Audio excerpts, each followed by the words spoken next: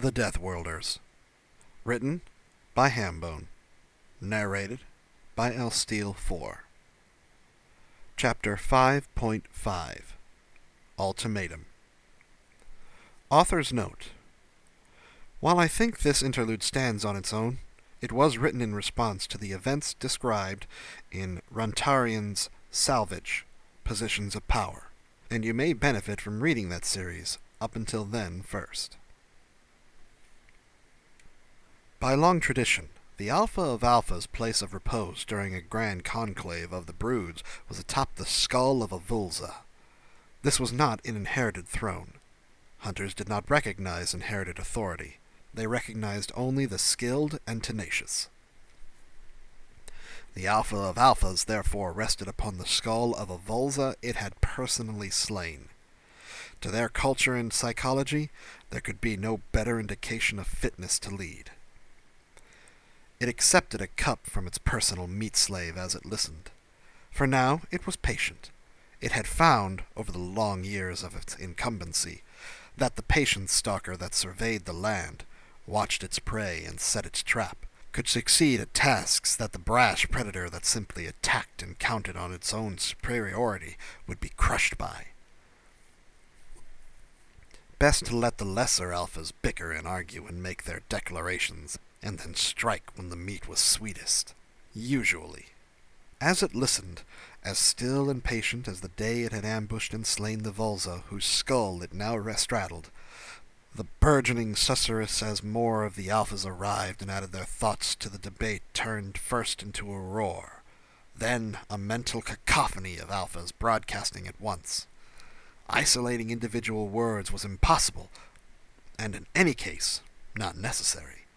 Each thought was accompanied by a set of emotional tags, qualifying statements to convey the full emotional weight of what its articulator had meant, rather than merely what it had said.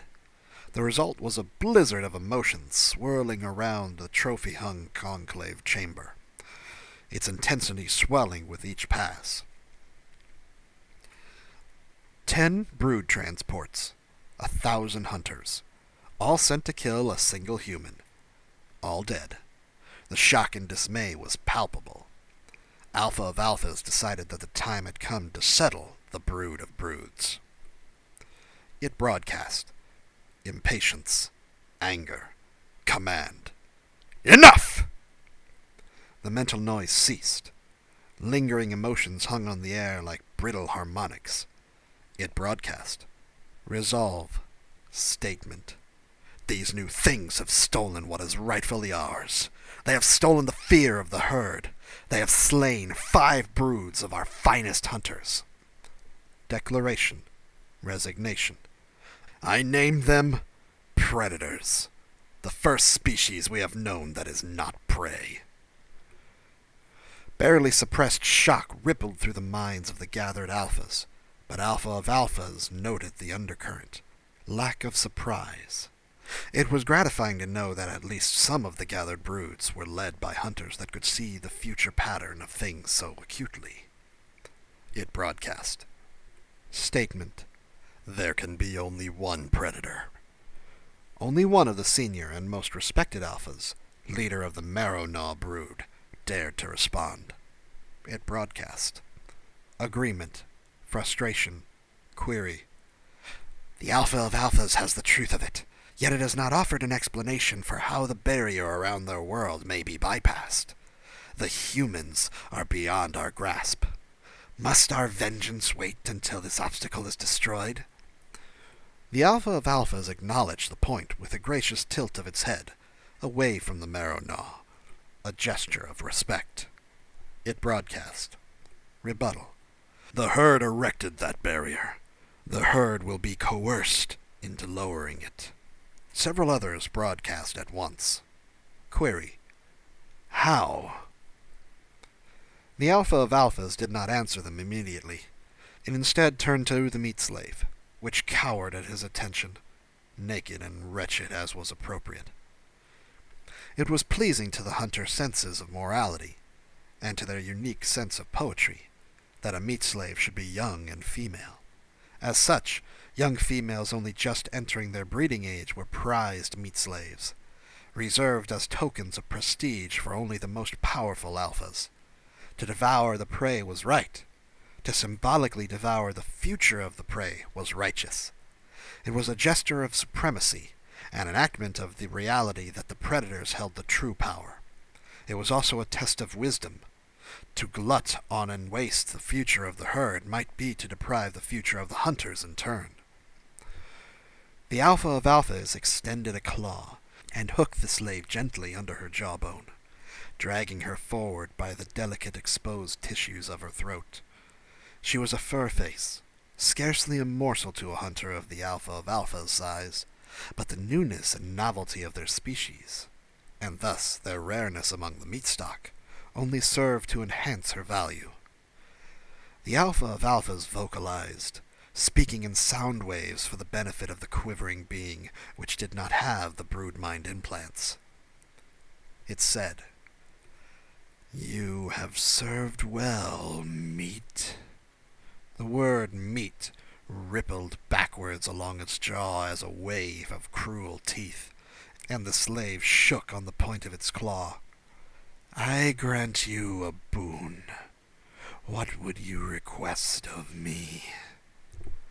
The slave closed her eyes and squeaked her reply in the proper respectful form. "If it may please the master of masters, I humbly request that my death be painless." It dragged her closer, and she rose on the very tips of her paws, standing as tall as her species could, to resist the talon that threatened to open her flesh. "Your boon is denied, little one," the alpha of alphas told her, and relished her sob, relished its power over her. "I grant you what you truly crave. Your freedom." The slave practically fell over then and there, but remained upright, still teetering to avoid the cruel point that was dimpling the flesh of her throat. "Freedom, master of masters?" He was pleased to see that the light of hope in her eyes was dim. This prey knew not to rejoice until the meat was in the maw, at least. It released her, and she collapsed, groveling before it. "You will be granted a trophy, a ship of the herd species. You will fly it back to the territory of the herd, and you will thank me for your life by delivering a message," it declared. The slave contrived to bow even lower than she already was, striving to dig into the solid stone of the conclave chamber. "Command me, master of masters." The alpha of alphas checked that it had the rapt attention of its subordinates, and broadcast its next words with the full force of command and proclamation that it could project. "Tell them that any place known to harbor a human will be raided, not by a pack ship, nor even a brood transport, but by the swarm of swarms," it said. "Tell them that any such place will be destroyed, any prey that lived there devoured. If it is a world, it will be poisoned. If it is an orbit, it will be seeded with mines. Tell them that I shall lead every such raid personally. Tell them that, once there are no humans left abroad in the galaxy, we shall begin the hunt of hunts, culling and consuming all that we find until such time as the barrier around Earth is removed." It paused. "And tell them that we shall only be satisfied to return to our quiescence once the humans are all devoured. Tell them that the hunters will be feared above all others." The prey slave could not hear it, but in its mind the combined shout of 10,000 alphas was deafening. Despite containing no words, it was just a simple emotion. Approval! Poker continued to give Kirk problems. Memorizing the values and suits of the cards had been trivial. Memorizing those combinations which were valid for poker, and their hierarchy of value, simple. Memorizing the bidding rules? Easy. Learning to read the possible combinations that every player at the table might potentially have held had been something of a challenge, but he had mastered it. Doing all that, and trying to make snap decisions about the relative value of his own hand compared to every other player's hand, while simultaneously attempting to both mislead them and avoid being misled by them, was where things descended into the downright hard. His sole advantage was that he had a cybernetic translator assisting him in reading their expressions and body language, while his own remained impenetrable and alien to the humans. Or so he had hoped. That particular theory was starting to look a little shaky given that his bluff had been successfully called 4 times in a row now, and while he did have 2 pair, 9s and queens, the river card had opened up the possibility of a full house. Would they suspect that he was bluffing? It wasn't a weak hand, and only the possibility of a full house after all. All in, he declared, pushing his last few meager chips into the middle. Carter grimaced, wobbled his head, and then shrugged and pushed part of his own, much larger stack into the middle. Call. Carter had 2 pair, 3s and queens, and Kirk allowed himself a subtle gesture of relief as he collected the pot.